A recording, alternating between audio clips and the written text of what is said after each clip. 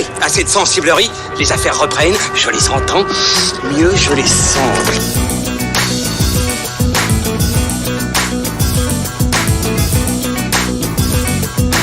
Qu'est-ce que c'est que ce foutoir, mon petit Bernard ? C'est l'engin de guerre le plus puissant de tout l'univers. Allez, c'est parti, prenez place, ajustez bien vos écouteurs, montez le son, c'est l'heure de fin de séance, épisode 24, votre podcast ciné qui vous donne la parole en sortie de salle comme chaque semaine sur Séance Radio et depuis le Hurling Pub dans le 5e arrondissement de Paris. À l'affiche cette semaine, deux longs métrages qui donnent le coup d'envoi des films de Noël dans un planning très chargé du mois de décembre, puisque nous allons parler, pour débuter, d'Astérix, le secret de la potion magique, le nouveau film signé Alexandre Astier et Louis Clichy, et puis de Mowgli, nouvelle adaptation en prise de vue réelle et en performance capture, signé Andy Serkis sur Netflix. Avec moi, eh bien, j'ai trois Gaulois réfractaires, n'est-ce pas, Pierre Delors? Bonjour, comment vas-tu? Eh bien, je m'excuse d'avance pour cette toux que vous allez entendre en fond pendant le podcast. Non, je suis un peu malade. Mais non, tu ne vas pas tousser, tu es en pleine forme. Tu es en pleine forme, n'est-ce pas? Oui, rassure-moi, bien quand sûr. même, tu vas pas nous lâcher. Ilan Ferry et Julien Munoz de cinevibe.fr sont également des nôtres, ça va? Hello, bah oui, ça va, on résiste à l'envahisseur de la sobriété. De la sobriété, d'accord. Moi, je précise que je suis tombé dans la critique magique quand j'étais petit, mais c'est Ilan qui m'a poussé, donc c'est lui le fautif. Ouais, ça compte pas. D'accord. Bon, on va attaquer avec Astérix, le secret de la potion magique. Mais avant cela, vous le savez, c'est tout de suite les avis des spectateurs en sortie de salle. C'est parti. Bon, cette mission, c'est quoi ? C'était très bien parce que c'était très drôle. Et puis pour une fois, ça changeait un peu des autres parce qu'il y avait un vrai méchant qui avait vraiment l'air d'un méchant. Et puis c'était très drôle et comme tous les Astérix, voilà. Moi je trouve que c'est bien aussi pour les adultes parce que justement il y a plein de clins d'œil à des films existants. Ça faisait peur. Ouais, parce qu'il y a un vrai méchant et qui lui a fait un petit peu peur. Ah, oui. Mais elle est plus jeune aussi, c'est pour ça. Bon. Mais elle a bien aimé. T'as bien aimé la petite fille? Comment s'appelle la petite fille? Je sais plus. Non, Pectine. Ouais. Ouais, elle est trop mignonne. Beaucoup d'action, beaucoup d'humour. Il y avait un peu de tout et du coup, c'était un très bon film. J'ai beaucoup apprécié le film. Ça parle aussi bien aux enfants qu'aux adultes, avec certaines références d'adultes. Ça reprend les classiques, les grandes lignes des BD. Et c'est un film pour tout public. Je trouve que la voix est trop vieille pour Astérix. Elle est trop reconnaissable. Et Christian Clavier, pour moi, ça me fait penser à ces vieux films et je trouve que ça correspond pas au personnage d'Astérix. C'était moyen, c'était acceptable. Je suis venu surtout pour la nostalgie, en fait, parce qu'avant, je regardais pas mal quand j'étais petit Astérix. Donc j'ai retrouvé un peu ce qu'il y avait, enfin l'humour et un peu l'histoire qu'il y avait et l'esprit qu'il y avait avant. Mais sinon, en termes de graphique et de contenu, c'était un peu limite. C'était pas assez en fait. Il y a un tout petit peu d'humour, mais pas assez pour un adulte en fait. Bon, des avis très contrastés pour Astérix. Les enfants sont plutôt conquis, les parents aussi, les papas qu'on a entendu. Par contre, les adultes, là, j'ai l'impression que c'est un peu plus mitigé. On a entendu Ayman à la fin du micro-trot là qui nous dit un petit peu d'humour, mais pas assez pour un adulte. Il n'a pas tellement trouvé son compte dans ce film-là. Alors, en ce qui me concerne moi, celui de 2014, le Domaine des dieux, j'avais plutôt apprécié, et celui-là, scénario original, donc signé Louis Clichy et Alexandre Astier, donc pas une adaptation. Mais écoutez, moi j'ai plutôt aimé le film, vraiment. Je trouve que l'angle plutôt magie, druide, tout ça m'a beaucoup plu. J'ai beaucoup aimé aussi techniquement le film qui est un peu plus cartoon que je trouve que le précédent. Alors voilà ce que j'en pense en une phrase. On va y revenir, on va développer. Qui veut enchaîner? Pierre? Sulfurix. Pardon, Sulfurix, c'est bien d'en parler parce que justement le film n'est pas une adaptation d'une des bandes dessinées, mais c'est un scénario original. Mais il reprend quand même quelques grandes lignes de certains albums. Sulfurix, il est très inspiré par le personnage du Devin, donc dans l'album Le Devin, si jamais vous l'avez lu. Il y a des éléments qui rappellent le coup du menhir, qui rappellent le Tour de Gaulle. Il a quand même mélangé un petit peu différents aspects des albums d'Astérix. Alors, sur cette tonalité, sur l'humour, moi je vais déjà donner mon sentiment sur le film. J'ai pas trouvé ça mauvais. Ça se regarde sans déplaisir, mais grosso modo, j'en garde pas grand chose. Je me suis ennuyé un peu à certains moments. Je vais citer mon frère qui m'a envoyé un texto en sortant de la salle et qui m'a dit c'était sympa mais sans plus. C'est exactement ce que j'ai pensé. Il y a des bonnes choses, notamment techniquement. C'est vrai que Louis Kilichy, c'est un ancien de Pixar et ça se sent qu'il y a une maîtrise de l'animation que n'ont pas d'autres films animés français. Il y a aussi une technique un peu hybride que je trouve très intéressante. Alors on peut évidemment regretter que le film soit pas de l'animation traditionnelle comme les anciens Astérix. C'est des images de synthèse parce que c'est comme ça aujourd'hui. Simplement de temps en temps, il y a une espèce d'aspect 2D, ce qui est peut-être l'aspect cartoon qui t'a qui t'a frappé. Quand il y a le feu par exemple. Voilà, texture en 2D. Ouais. Et qui font texture 2D. Parfois il y a des arrière-plans aussi qui sont, on voit des paysages de montagne qui font très 2D. Il y a un rendu comme ça dans les yeux ou certains effets de fumée. Après, je trouve que l'histoire tient pas vraiment la route. Moi, j'ai trouvé. Alors déjà, ce qu'il faut dire, c'est que comme Alain Chabat avait fait son Astérix, qui était vraiment un Astérix d'Alain Chabat, ça n'avait pas grand-chose avec la bande dessinée de Uderzo et Goscinny. Là, pour moi, c'est exactement pareil. Ça n'a absolument rien à voir avec Astérix. C'est l'humour d'Alexandre Astier, c'est l'humour de Kaamelott. Il y a tous ses doubleurs, il y a les mêmes vannes, la même manière d'écrire. Il y a des clins d'œil à Kaamelott. Et moi, en tant que grand fan d'Astérix, personnellement, ça m'a déçu. Je trouve que voilà, ça pourrait être remplacé. L'histoire, grosso modo, elle pourrait être remplacée par à peu près n'importe quoi. Et tu trouves que le ton d'Alexandre Astier, il s'inscrit pas dans une certaine filiation justement de Uderzo Goscinny? Ben, c'est ce que beaucoup trouvent. Moi, je trouve pas du tout. Goscinny, pour moi, c'est pas ça. Notamment dans l'humour qui est très différent parce que Goscinny, c'est un humour qui est entre guillemets plus simple et plus universel, et notamment avec des jeux de mots extrêmement astucieux, très recherchés, presque poétiques. Alors que là, c'est l'humour un peu avec des grosses guillemets, franchouillard, paysan de Kaamelott. D'ailleurs, c'est ses mêmes doubleurs.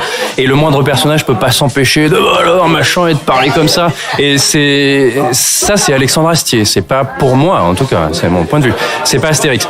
Mais en soi, si tu veux, c'est pas très grave. Ce que je reprocherais, c'est que c'est déjà un film qui s'appelle Astérix, mais où Astérix c'est un personnage secondaire qu'on voit pas beaucoup. Je comptais les scènes dans lesquelles il était là ou pas là pendant le film, et il est vraiment très peu là. C'est un personnage secondaire, il ne fait pas grand chose. Idéfix est quasiment jamais là. Obélix, je trouve pas qu'il soit très bien doublé, et c'est pareil, il est assez absent. Le film est centré sur Panoramix et des personnages secondaires qui dans la BD sont toujours peu explorés parce qu'en soi ils sont pas forcément très intéressants, notamment les personnages du village gaulois qui sont là pour des gags. Là ils sont tout le temps là pendant toute l'aventure, et je trouve pas qu'ils soient particulièrement passionnants. Et je dirais même que l'histoire a pas grand sens parce que Panoramix, il peut plus marcher, il se dit tiens, s'il m'arrive quelque chose, il faudrait que quelqu'un sache faire la potion magique à ma place. Donc du coup, il parcourt la Gaule. Alors déjà pourquoi il parcourt la Gaule alors qu'il peut plus marcher? Il aurait fait venir les gens à lui pour faire passer un casting, ça aurait été plus simple. Mais surtout parce que ils avaient envie d'amener de l'aventure, mais je trouve que ça tient pas la route. Du coup, il rencontre ce personnage doublé par Alex Lutz, qui est un druide prometteur, mais au final qui sert absolument à rien, parce que dans les premières minutes de film, on te montre un personnage que je vais pas dévoiler, mais on comprend tout de suite ce qui va se passer à la fin. Et en fait, pendant tout le film, je me suis dit, mais à quoi ça sert tout ça? Puisque la réponse était au début, dans les premières minutes du film, et j'ai vu l'histoire se dérouler en sachant très bien qu'elle servirait pas à grand chose, et que la réponse nous était donnée à 3 minutes du film, tu vois. Ben c'est quoi ça? Oui, d'accord. Et d'ailleurs, pardon, je termine, et ça se conclut par une espèce de grande scène grandiloquente, à la Moana un peu. Ouais, ou à ce qu'a fait récemment Batman Ninja, qui brise les codes pour aller dans le délire total. Et c'est pareil, ça pourrait être tiré de n'importe quoi. Je trouve pas que ça ressemble particulièrement à Astérix. Alors, faut que ça évolue, c'est aussi ça. Le film parle de la transmission, mais au final, c'est pas véritablement le message, puisque ça sert à rien d'aller chercher au loin la réponse et d'amener du nouveau sang, puisque tout était là à la base, et autant rester entre soi. Ok, bon, allez, à toi, Julien. Non, je suis plus ou moins d'accord avec toi, parce qu'en fait, moi, alors, je trouve que l'humour d'Alexandre Astier rejoint Uderzo et Goscinny à sa sauce, mais Chabat déjà le faisait, il avait intégré l'esprit Canal+ dans Mission Cléopâtre. Et qu'est-ce que c'était un peu l'esprit Canal+? C'était un peu l'esprit nul plutôt. Enfin, si on peut définir. C'est ce qu'on a appelé l'esprit Canal+. Ça veut dire c'était un peu tout l'humour qui irriguait la comédie française dans les années 2000, au début des années 2000. Et en fait, c'était une version un peu modernisée de Goscinny et Uderzo. Donc moi, ça m'avait un peu plu. Et là, je trouve que Astier, ça lui va plutôt bien en fait, parce que je trouve que ça va dans ses références en fait par rapport à Kaamelott, parce qu'on parle souvent de Kaamelott comme la série geek française, mais quand même Astier se référence quand même beaucoup plus de Louis de Funès et de ce genre de références. Donc moi, je trouve que ça lui va bien dans ce contexte-là. Je trouve qu'il avait fait du bon boulot sur Le Domaine des Dieux, qui était une BD que j'aimais beaucoup parmi les albums d'Astérix, et que je trouvais qu'il en avait fait une bonne adaptation par rapport tous les films qu'on a eu après le Shabbat et tous les films d'animation. C'était dur après les films en plus de Burel après. Et puis tous les films d'animation qui commençaient à être un peu pas terribles. Enfin, j'ai pas vraiment vu les derniers, mais je crois que le dernier c'était les Vikings. Ils avaient adapté Astérix et Normand, Donc là, je trouve que il remet. Enfin, on part vraiment d'une bonne idée parce que c'est vrai qu'on s'intéresse très peu en fait à Panoramix et à toute la mythologie autour de la potion magique et des druides. C'est de mémoire comme ça, je me rappelle que c'est à Serpe d'Or qu'on en parlait un peu, mais les autres albums sont passent vraiment au-dessus. Et là, je trouvais que c'était une bonne idée de départ. Il réussit à mettre ça dans le contexte d'aujourd'hui, un peu, je veux pas dire MeToo, mais le côté. Non, mais il y a le côté avec la petite Pictine, la petite fille, que tu sais déjà quel rôle elle va avoir dans le récit et quelle va être la finalité. Mais j'ai trouvé ça plutôt ingénieux. Après, moi, c'est un peu la fin qui m'a gêné, où justement, comme tu disais, avec cette fin un peu à la Batman Ninja, comme on parlait, mais là qui fonctionne pas vraiment. On a l'impression ils avaient un bon cadenas de départ, qu'ils ont su développer ça sur les 2 tiers du film, et après ils étaient un peu perdus. J'ai l'impression qu'ils se sont un peu bloqués. Ils se sont dit mais comment on va finir notre film, et ça part un peu dans des délires qui. Moi je trouve ça cohérent. Oui, moi ça m'a pas. J'ai pas trouvé ça incohérent, mais j'ai trouvé ça plus faible que les deux premiers tiers en fait. Et juste, pardon Hélène, juste avant que tu parles, et ils ont un méchant donc apparemment qui a fait peur, et c'est normal. Je peux comprendre, il y a des scènes qui peuvent faire peur aux enfants, qui au début commencent pas mal, ce méchant qui est très inspiré du devin. Mais alors je trouve qu'au final, ses motivations, on les comprend pas du tout. Moi je trouve que c'est un méchant qui est complètement changeant en permanence. Il perd un peu d'ampleur à la fin. Et qui perd de l'ampleur, mais surtout qui part dans tous les sens, et puis finalement. C'est son profit, puis en fait non, puis il trahit, puis il revient, puis il veut sauver le monde, puis en fait non, finalement c'est les Romains, puis les Gaulois. À mon avis, il a surtout un bail avec Panoramix, quoi. Ouais, non mais tout ça. À mon avis, je pense que le grand public n'a rien pigé aux motivations du méchant. Je pense que les enfants n'ont rien compris.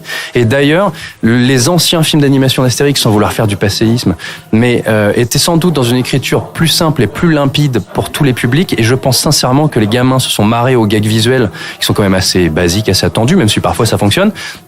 Mais par contre, ils n'ont rien pigé au dialogue et qui sont hyper astiers et parfois avec des mots qui sont à mon avis beaucoup trop compliqués pour un jeune public. Ilan, allez. En même temps, moi, ça me dérange absolument pas qu'un mec comme Astier se réapproprie l'univers d'Astérix, parce que s'il y avait un mec qui pouvait le faire, c'était lui. Donc, voir son univers accoupler à celui de Goscinny et d'Herzog, je trouve ça plutôt logique. Ça peut créer certaines frustrations au niveau de l'humour, parce que c'est pas forcément le même humour, c'est pas forcément les mêmes sous-textes. Il y a quand même ce même attrait, on va dire, pour l'anachronisme et les doubles niveaux de lecture. Donc, je trouve que le mariage est plutôt réussi. Je suis d'accord avec Pierre sur l'intrigue qui est assez faiblarde, effectivement. Pourquoi faire le tour de la Gaule alors qu'il aurait pu organiser un casting type la Gaule a un incroyable talent. Ça aurait pu le faire, mais on s'aurait un peu écorté le truc. Et qui peut plus marcher normalement. Cette phrase prête à confusion dans un autre contexte. Alors je vais te sortir plein de phrases qui vont prêter à confusion concernant Astérix. Prépare-toi. Non, mais moi je suis pas ultra enthousiasmé comme ont pu l'être les premiers retours, parce que je me souviens des premiers retours sur cet Astérix. C'est vachement bien, c'est la meilleure adaptation d'Astérix depuis Shabbat, tatati tatata, c'est encore mieux que le Domaine des dieux. Non, moi je trouve que c'est, en termes de qualité, c'est équivalent au Domaine des dieux que j'avais apprécié, que je trouve. Mais sans plus, quoi. Non, c'est pas sans plus. Non, le Domaine des dieux, ça a soufflé un vent de fraîcheur un peu sur Astérix, et ça en avait bien besoin, comme on l'a dit tout à l'heure, Julien l'a dit tout à l'heure sur les adaptations cinématographiques. Production française, monsieur. Mais mais bon. Micro-image, quand même. Qui sentait le pâté, sans vouloir faire le mauvais jeu de mots. Oui, bah vas-y, continue. Vas-y, je peux. Merci. Donc, j'en vois qu'ils sont catastrophés autour de moi. On a l'habitude, c'est pas grave. Ouais, vas-y. Donc voilà, donc ces réserves sur l'intrigue, sur l'esprit.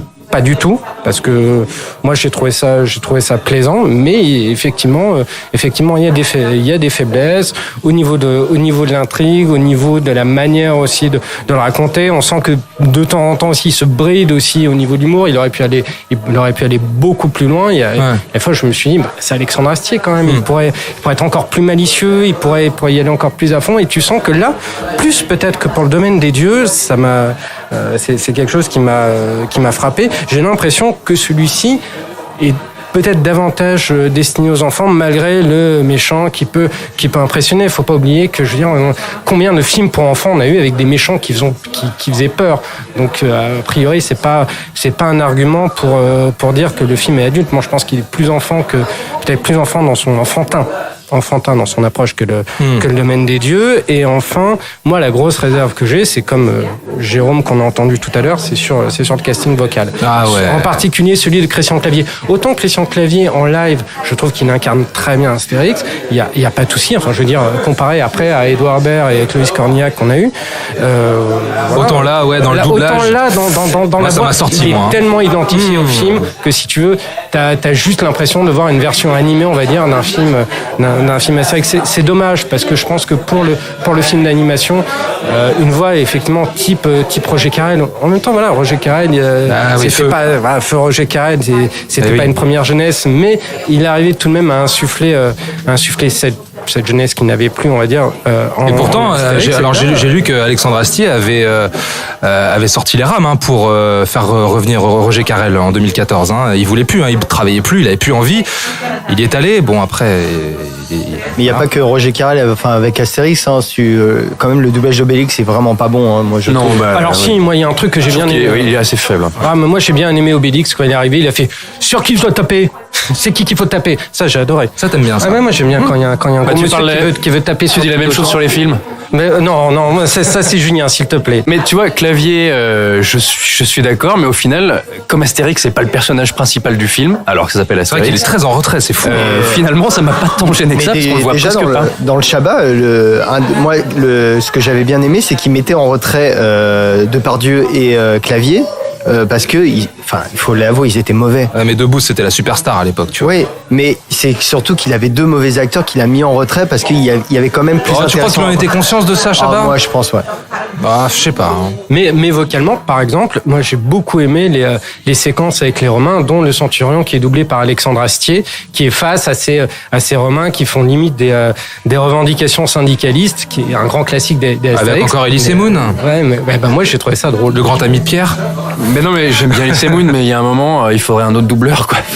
Mais alors j'en revenais tout à l'heure, je disais le côté cartoon, est-ce que même dans le tempo comique, parce qu'on parlait du rendu visuel, technique, mais dans le tempo comique quand même, c'est ça moi c'est ce que j'ai apprécié parce que t'as les deux premières séquences en fait qui sont entièrement muettes, qui ne sont basées que sur le visuel. Et là je me suis dit, là on touche à quand même quelque chose de fondamental, c'est quand même on revient à des gags visuels, on revient avec de la narration où c'est la mise en scène qui parle quoi.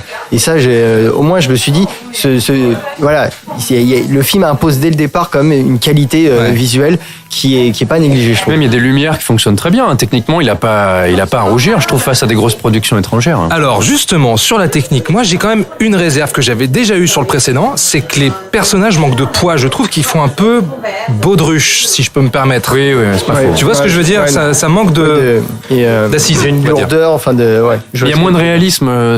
Non, mais je sais pas si c'est gênant réellement parce qu'on sait très bien comment l'animation des personnages, les cases, etc. Qu'on veut retrouver ça dans le médium animation 3D. Avec les bagarres, etc., les corps et machin. Mais voilà, j'ai toujours eu cette petite réserve sur les corps en mouvement, les corps même statiques. Je trouve que ça manquait de poids. Tu veux dire que tu n'as pas suffisamment senti la densité des moustaches? Oui, si on veut, ouais. Bon, voilà, je pense qu'on a fait un peu le tour. Oui. Déjà, on peut quand même saluer le fait qu'Astérix revient à l'animation et qu'on se débarrasse des films avec des acteurs. Attends. Pour le moment, ouais. Bon, en tout cas, il a fait un démarrage exceptionnel. J'ai vu là 253 129 spectateurs pour son premier jour.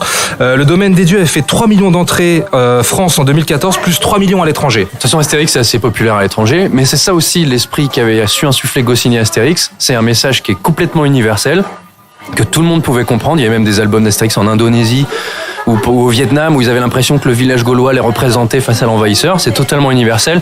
Et c'est là où moi je pense qu'il faut se méfier un petit peu des adaptations qui vieillissent très vite quand elles veulent réinventer Astérix et s'inscrire pile poil dans leur époque. Tu vois, le Chabat, je trouve qu'aujourd'hui, il est sympa. Bon, ça reste sympa parce que c'est Chabat, mais ça a pris un coup de vieux. Alors que les albums d'Astérix sont impérissables. Oui. Je suis totalement fâché contre toi. Il n'y a pas mieux que le Chabat. Je tenais absolument à dire un petit mot sur le doublage de Sulfurix, qui est gars sur Itinéris, plus personne ne le comprend aujourd'hui. Oui, moi je le comprends et ça suffit. Oui, donc un dernier mot sur le doublage Sulfurix, qui est assuré par Daniel Mesguich, acteur et metteur en scène de théâtre que j'ai beaucoup aimé, parce qu'il m'a fait penser à Jafar, un petit peu. Voilà, qui était assuré à l'époque par Féodor Atkin. Moi, il me faisait penser à Féodor Atkin. Voilà. Alors, on se disait avant l'émission que je ne savais pas comment faire la transition entre le domaine des dieux et Mowgli. Donc, Ilan en a trouvé une très très bonne avant qu'on commence l'enregistrement. Potion magique. Je crains le pire. Alors, je te la laisse. Écoute, on va dire qu'on va passer de la Gaule à la jungle. C'est parti. En voilà un projet qui revient de loin. Nous l'attendions avec une très très grande impatience en salle. Eh bien non, c'est sur Netflix que cette nouvelle itération des écrits de Rudyard Kipling débarque. À l'origine, c'était Alejandro Iñárritu qui devait s'en occuper avant que Andy Serkis s'en empare. On vous passe tous les problèmes que le film a subis, sorties repoussées, etc., etc. Bref, on peut enfin le voir sur un écran de téléphone ou sur une grande télé, c'est au choix. Mowgli, Jungle Books Origins, c'était le titre. Qu'est-ce que vous en avez pensé, les copains? Et je vais commencer avec Julien, vas-y. Donc le deuxième film live adapté de Rudyard Kipling après le film de Disney qui était une espèce de simili remake du film d'animation des années 50. Il y a eu le film avec Jason Scott Lee aussi. Oui, le Stephen Sommers des années 90. Putain, c'est vrai, j'avais oublié celui-là. Bravo. Voilà. Toujours avoir un Pierre à son côté. Donc un film qui était donc je reparle du remake de Disney qui était un simili remake qui était à la fois donc il voulait refaire le film d'animation mais pas trop, mais qui voulait faire un peu de Rudyard Kipling mais pas trop non plus, donc qui était un film qui n'avait aucune personnalité, qui avait un peu le cul entre deux chaises. Merci Jon Favreau. Qu'on attend au tournant avec le Roi Lion d'ailleurs. Et donc comme je répète, tu enlèves les effets spéciaux de Weta Digital et tu enlèves la lumière de Bill Pope, qu'est-ce qu'il reste? Il reste un film de Jon Favreau. Mais je n'ai pas vu ce film d'ailleurs, tu sais. Bon, ouais. Pourtant ça a fait presque 1 milliard d'entrées. Je l'ai pas vu. Enfin 1 milliard de recettes mondiales. Et là on a quand même il y a un parti pris quand même, parce qu'on n'adapte pas le livre de la jungle tel qu'on l'a connu, donc à travers le film de Disney qui a beaucoup changé d'éléments, parce que, faut être honnête, qui c'est qui a lu les livres du livre de la jungle? Attention, voilà. 1 sur 4, donc ça fait un quart. Donc on peut supposer que c'est la même chose dans la population, et encore je vois large. Et donc là c'est quand même le premier film qui ose prendre des distances avec le canevas scénaristique habituel du livre de la jungle. Donc je veux dire, moi, vous attendez pas à ce qu'on découvre Balou qui chante non, bien sûr. Le roi Louis qui n'aime. Enfin, il y a les singes, mais il n'apparaît pas, le roi Louis. C'est une création de Disney, le roi Louis. Oui, voilà. Donc, mais c'est ce que je disais, Disney a changé énormément de choses, et ce qui fait qu'on s'est habitué à ces éléments. Et là, c'est des éléments qu'on ne va pas retrouver. Ce n'est pas une espèce de road movie dans la jungle. C'est un film que je trouve un peu trop statique géographiquement. Ouais. On a l'impression que la jungle est quand même réduite à une portion très réduite. Alors que généralement, quand tu penses aux livres de la jungle, tu penses un peu grand, quoi. Mais donc ça manque d'ampleur pour toi déjà. D'ampleur un peu géographique, j'ai envie de dire. D'accord. Mais soyons directs. Moi, j'ai beaucoup plus apprécié ce film, qui n'a pas les effets spéciaux de Weta Digital, parce que je pense qu'il n'a pas coûté autant que le Disney, qui a avoisiné les 200 millions, je pense, ou 175. Oui, c'est Disney, ils ont mis. Et donc les effets spéciaux sont moins poussés. On voit des textures qui sont un peu plus faibles, des fonds verts qui sont pas super saillants, mais on a une histoire quand même qui est beaucoup plus adulte, on va dire sombre, mais je pense que le film est vraiment pas fait pour les gamins. Mais même Andy Serkis le dit, il dit c'est vraiment pas pour les gosses. Le Mowgli, il en chie un petit peu à un moment du film, et je pense que les gamins, tu vois, il y a un peu de sang quand même. C'est l'école de la vie, ça va. Oui. Voilà, non mais. Attends, ça va, faut qu'ils apprennent. Mais il y a un point de vue, notamment sur la différence dans le film, où notamment par rapport à Mowgli, donc qui n'est pas un animal alors qu'il est élevé par les loups, mais il y a son ami qui est, alors je sais pas si c'est de Rudyard Kipling ou si c'est inventé, le loup albinos. Qui est doublé par, je ne sais plus, je l'avais noté. Mais je crois que c'est par le fils d'Andy Serkis. Alors là, je la colle. Mince. Je confirme. Et donc qui amène cette thématique de la différence. Et j'avais lu une critique aussi qui disait que le film s'inspirait beaucoup du Seigneur des Anneaux, mais beaucoup trop. Par rapport au passage par les singes qui peut faire penser à la visite de la grotte de la Moria ou bon, j'ai trouvé ça un peu exagéré, mais donc Andy Serkis quand même a fait ses armes de réalisateur sur Le Hobbit. Ouais, en tant que il a été réalisateur de seconde équipe. J'ai envie de dire c'est quand même assez formateur. Et donc en termes de mise en scène, je trouve que le film est quand même pas mal tenu. Oui, il y a des passages un peu plus faibles, mais généralement quand même le film a une belle dimension cinéma. On parlait de Outlooking, tu disais Thomas que tu retrouvais pas cette dimension cinéma. Là c'est vraiment un film que j'aurais voulu voir au cinéma parce que je trouve que visuellement le film a cette patine cinéma et que ça méritait un grand écran. Ouais, je suis d'accord. Moi, je l'ai imaginé effectivement. J'ai la chance d'avoir un bon matériel à la maison et je voyais. Non, mais j'imaginais effectivement le film sur l'écran du Max Linder et j'avais un vrai film de cinéma. Tu vois. Bon, voilà. Pierre, à moi, à toi. Ce film est un mystère pour moi. Ok. Je ne parlerai pas de ce film, c'est une merde. Non, mais c'est un film que je ne comprends pas. Déjà, je me suis posé la question. Vous y avez plus ou moins répondu. Apparemment, Andy Serkis a dit que c'était pas pour les enfants. Andy Serkis qui joue Baloo d'ailleurs. Qui joue Baloo, ouais. Hein, qui est vachement bien, je trouve. Et qui a un Baloo très différent de ce que vous avez connu. Hein. Je vais y venir. Qui est un Baloo un peu plus proche du Baloo de Rudyard Kipling, qui était en fait l'entraîneur des jeunes loups. Une espèce de père adoptif pour Mowgli. C'est un film que je comprends pas parce que déjà je sais pas à qui il s'adresse. Moi, j'ai trouvé que le film était pas suffisamment mature dans ses thématiques pour me parler en tant qu'adulte. Mais je l'ai trouvé, entre guillemets, trop adulte pour un public de jeunes à qui, en général, le livre de la jungle s'adresse quand même, en tout cas l'œuvre, parce que c'est le livre de la jungle de Rudyard Kipling, c'est comme une fable. C'est-à-dire que Rudyard Kipling s'intéresse pas à la vie des animaux ou à la jungle ou au darwinisme. Non, c'est à travers des personnages d'animaux qui ont des comportements plus ou moins d'humains. On explique les travers de la société. Il y a plein de thématiques qu'on trouve chez Kipling, l'abandon, la dualité. Lui, c'est un Britannique qui a grandi en Inde. Mowgli, c'est un jeune qui grandit parmi les loups, mais qui est un homme. Et il y a des thématiques comme ça. C'est aussi un roman qui est obsédé par les règles, par savoir quelle est sa place dans la société. Kipling est d'ailleurs un grand ami du fondateur des Scouts. Petite anecdote qui s'est inspiré d'ailleurs des jeunes loups pour sa hiérarchie. Enfin bon bref, donc il y a une idée de la hiérarchie très précise et je trouve qu'on nous bassine d'ailleurs un peu avec ça dans le film sur ces règles de la jungle, etc. Alors déjà, je trouve que c'est un film aussi qui est très long. Moi je l'ai trouvé. Moi j'ai trouvé qu'il y avait vraiment des longueurs et ensuite sur la technique, moi j'ai eu beaucoup de mal avec la direction artistique. Parce que certes le film n'a pas le budget de Disney et ça se sent, oui, les images synthèses sont peut-être moins performantes. Par contre je trouve que c'est pas très beau. Ah bon ? Et moi les animaux, je trouve qu'ils ont parfois vraiment des drôles de têtes. Je trouve que Shere Khan il est carrément laid. C'est vrai ? Ah oui. Shere Khan, Benedict Cumberbatch, tu penses que ça le fait pas ? Et c'est là où j'attendais Andy Serkis parce que c'est aujourd'hui le pape de la performance capture. Donc la performance capture, on met une espèce de combinaison, on capture tous les mouvements du visage de l'acteur, ses mouvements du corps, etc. Et on retranscrit ça en images de synthèse. On est entre l'animation et la performance d'acteur. Et on devine les traits de l'acteur. Et parfois, dans les designs animaux, on devine les traits d'acteur, notamment Benedict Cumberbatch. Mais je trouve que Shere Khan, ça lui fait vraiment une drôle de tête. Je trouve que le tigre est très moche. Je trouve que Kaa, le personnage qui est doublé par Cate Blanchett, je trouve qu'il est très laid aussi. Et d'ailleurs, je reviens sur Cate Blanchett. Autant Benedict Cumberbatch s'en sort bien, autant je trouve que le doublage global, moi, m'a pas tellement plu. Je trouve que Cate Blanchett est pas terrible. Ah ouais ? Et oui, je trouve que Christian Bale en Bagheera surjoue. Oui, Andy Serkis en Bagheera. Mais c'est un peu ça, franchement, c'est quasiment ça. Et oui, dans tous ces animaux, je trouve que le doublage est parfois assez limite. Et en fait, un doublage très anglais, hein. Il y a beaucoup d'accents anglais du Royaume-Uni, je trouve. Et là où je comprends pas tellement le film, c'est que je comprends pas ce qu'il veut dire. Parce qu'il a des thématiques sur l'appartenance, etc., qui font partie du livre de base. Donc, je veux dire, elles sont forcément là. Tu vois, il peut pas les trahir, ou alors c'est autre chose. On pourrait croire qu'il veut revenir à l'esprit du roman de Kipling pour laisser Disney de côté.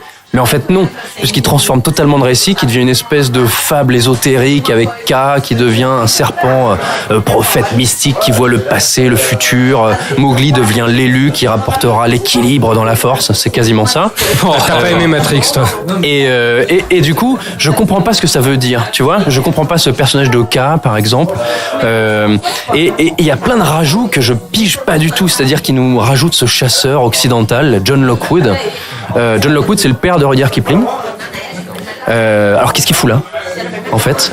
Et en plus, c'est un personnage qui, je trouve, n'a aucune importance dans l'histoire. Il amène une espèce de quête de vengeance avec les éléphants qui sont aussi des espèces de figures mystiques. Ça sert à quoi? C'est là où il y a un problème. Il est inexploité, ouais. C'est là où il y a un problème, je suis d'accord. La partie humaine est très flébarde. C'est ça, c'est assez expédié. Vas-y, Ilan. Moi, je constate que Pierre, depuis ce qu'il a dit sur Alain Chabat, a décidé de me contrarier. T'es vexant. Donc j'ai fait une liste de tous ceux sur quoi je suis pas d'accord avec toi, et la liste fait 3 pages à peu près.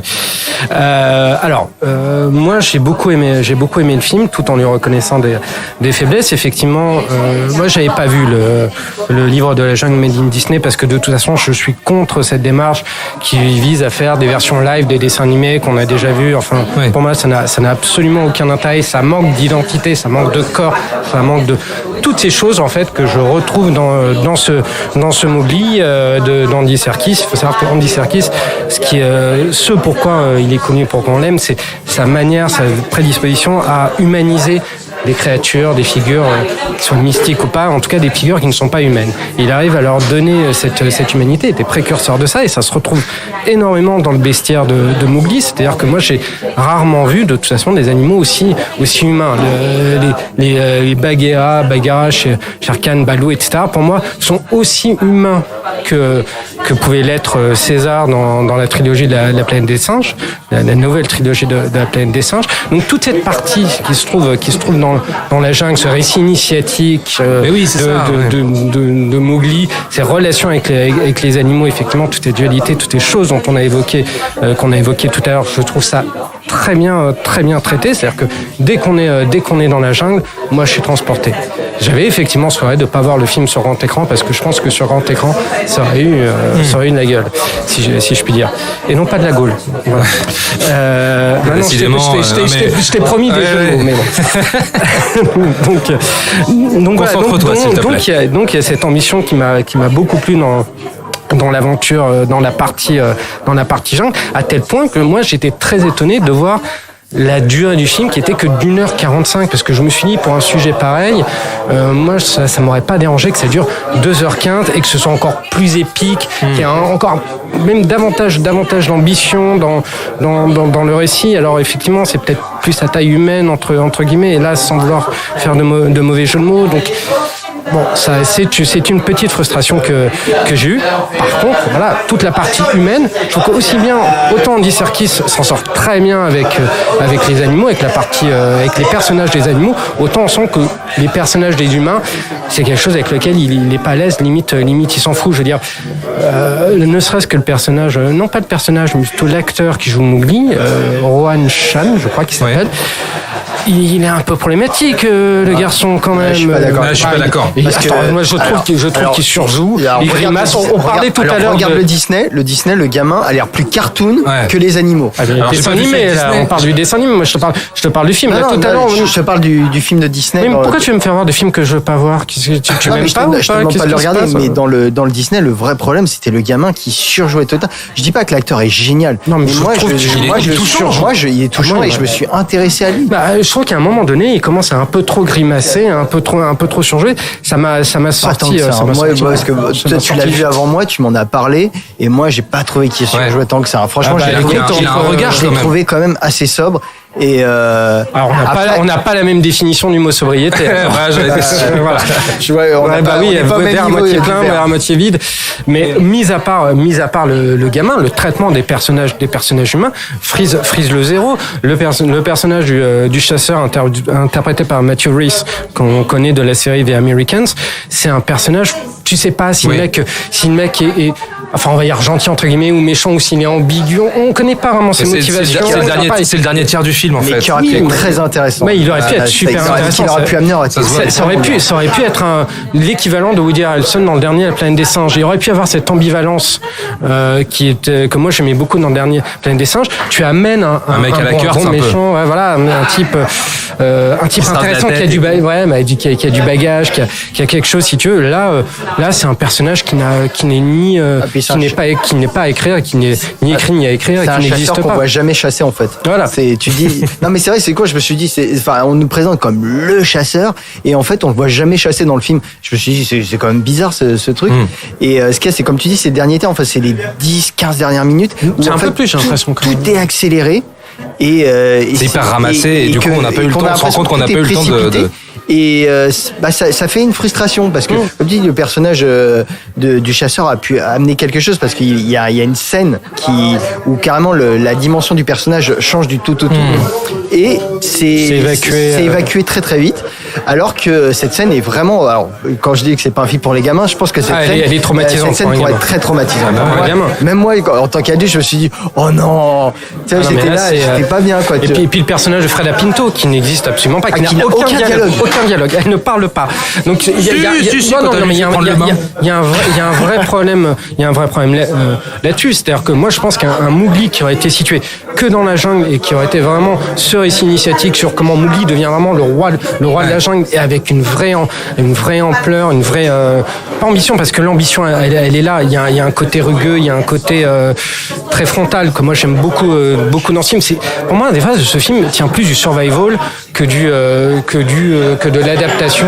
Il y a de la poésie quand même, non? Oui, non, mais il y a de la poésie, bien sûr, il y a de la poésie, mais pour moi, ça tient plus. C'est une interprétation personnelle. C'est-à-dire que je pense que s'il avait vraiment tendu vers le côté survival pur, bon, moi, je dis ça parce que je suis un fan de Rambo et que j'aime les trucs qui se passent dans la jungle avec les trucs musclés, mais ça aurait pu donner encore plus de coffre entre guillemets au film. Et pourtant, Alfonso Cuarón a donné un coup de main. Ouais, c'est vrai. J'ai vu ça, ouais. Son film. Qu'est-ce qu'il a fait? Il est intervenu sur alors je sais pas si c'était la post-prod, je crois que le film était déjà tourné, où il était en finalisation, mais Alfonso Cuarón a donné un coup de main à Andy Serkis. Il aurait peut-être dû en donner plus d'un. Ah non, toi c'est ouais, non. Mais on est d'accord que c'est pas moche quand même visuellement. Moi je trouve c'est tourné en décor réel. Je trouve que la direction artistique est laide. Vraiment, les animaux, je les trouve pas beaux du tout quoi. Mais c'est alors moi je suis pas d'accord parce que quoi? Pas les hyènes. Parce que la hyène est voulue très très moche dans le film. Ouais, rien à voir. Je trouve que tous les animaux sont moches. Non mais. C'est compliqué d'avoir un rendu de bestiaire en prise de vue réelle, tout en sachant que c'est de l'animation en image de synthèse, en performance capture. Je trouve que justement là, il y a cette distance entre le réel et effectivement l'animation, l'image de synthèse. Il y a juste ce qu'il faut en fait. Le dosage est très bon pour moi, et j'attendais justement que en voyant le casting voix, qu'on devine les traits aussi des acteurs derrière. Moi, je trouve que Christian Bale, pour le coup, ça le fait vachement. Benedict Cumberbatch, moi, j'avais adoré sa performance dans Smaug. En tant que Smaug dans The Hobbit. Et là, pour Shere Khan, moi, je l'ai bien aimé aussi. Je trouve qu'il est plutôt réussi. Honnêtement, après, je veux pas enfoncer le film totalement. Je veux dire, c'est pas une merde. Je lui reproche beaucoup de choses, mais il y a quelques scènes qui sont pas mal. Mais je ne vois pas. Et là, je vais être très méchant. Je vois pas à quoi sert le film. Parce que si tu veux, oui, c'est dur. Parce qu'en fait, Andy Serkis, il est possible que ça ait été un projet qui est douloureux, qu'il ait eu une vraie passion pour le film. Il l'a porté pendant des années, ça a été retardé, etc. Il avait sans doute plein d'ambitions avec ses animaux. Il voulait certainement porter la performance capture encore plus loin. Mais sur le livre de la jungle, parce que c'est une adaptation du livre de la jungle, je ne vois pas ce que ça apporte vraiment, en fait. Il y a des différences, mais si tu veux, des films du livre de la jungle, en fait, il y en a eu beaucoup, à travers les âges. Évidemment, le dessin animé de Disney, le premier, on l'a tous vu enfant et il reste dans les mémoires. Et d'ailleurs, je le trouve très très bien. Mais ce film, déjà l'histoire, on la connaît, même si elle est racontée différemment. On la connaît, donc je trouve qu'il n'y a pas grand chose, en tout cas du point de vue du grand public, à mon avis, il n'y a pas grand-chose de surprenant. Je pense que beaucoup de choses sont même carrément attendues. Moi, thématiquement, ça m'a pas montré quelque chose de vraiment nouveau ou passionnant. Il y a des passages qui servent à rien. L'ajout de ce chasseur, en plus, lui donner le nom du père du Rudyard Kipling, je trouve que ça sert à rien. Je trouve que les animaux sont soit très classiques, soit moi je comprends pas K qui voit l'avenir. Je vois pas en quoi c'est un prophète. Donc du coup, ce film, en fait, j'ai du mal à m'imaginer que les gens le regarderont encore dans quelques temps. Tu vois, j'ai l'impression qu'il va disparaître. Alors, moi, ce que j'ai l'impression sur le film, la grille de lecture qu'on peut donner au film, c'est que pour moi, c'est un livre de la jungle beaucoup plus traumatique entre guillemets que les autres adaptations qu'on a vues, parce que on en parlait tout à l'heure. Mowgli qui en chie. Baloo, c'est allez, je vais grossir le trait, mais c'est juste pour les références fun, mais c'est un peu le soldat de Full Metal, l'entraîneur de Full Metal Jacket version jungle. Ouais, c'est ça même. Et il y a des choses qui sont extrêmement traumatisantes. Même sur le personnage de Peter Mullan, qui est le père loup, en fait, on le présente toujours dans les autres films comme le père un peu dur qui s'en fout un peu de Mowgli. Là, qui a une dimension un peu politique et que j'ai trouvé vraiment intéressant. Dans Disney, l'original, c'était ça aussi plus ou moins, hein. Sauf que revu à la baisse parce qu'on s'y attardait moins. Hein. Bon, bah voilà.